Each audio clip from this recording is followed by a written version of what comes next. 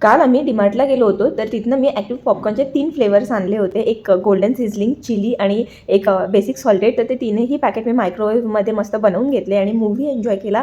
माझा भाऊ, मी, मम्मी, पप्पा सगळेच होतो आम्ही. नंतर मग संध्याकाळी मामा आले होते, कारण हा राखीचाच टाईम आहे. तर मम्मीने मामांना राखी बांधली अँड देन आम्ही निघालो, म्हणजे मी, माझा भाऊ आणि तुषार, काहीतरी खाण्याकरिता.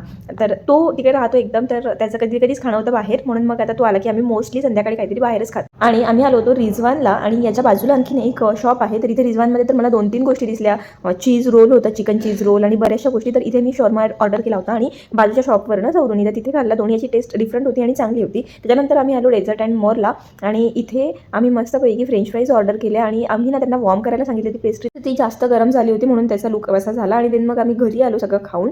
तर पप्पांनी मस्त बेसन बनवलं होतं, यांनी जेवण केलं, ज्या लोकांना जेवण करायचं होतं त्यांनी. आणि सकाळीच मग माझे मम्मी पप्पा जाण्यासाठी निघाले. तर आमच्या घरी हे झाड आहे निंबूचं, माझ्या मम्मीला बर्थडेमध्ये गिफ्ट मिळालं होतं, त्याला खूप निंबू आले होते.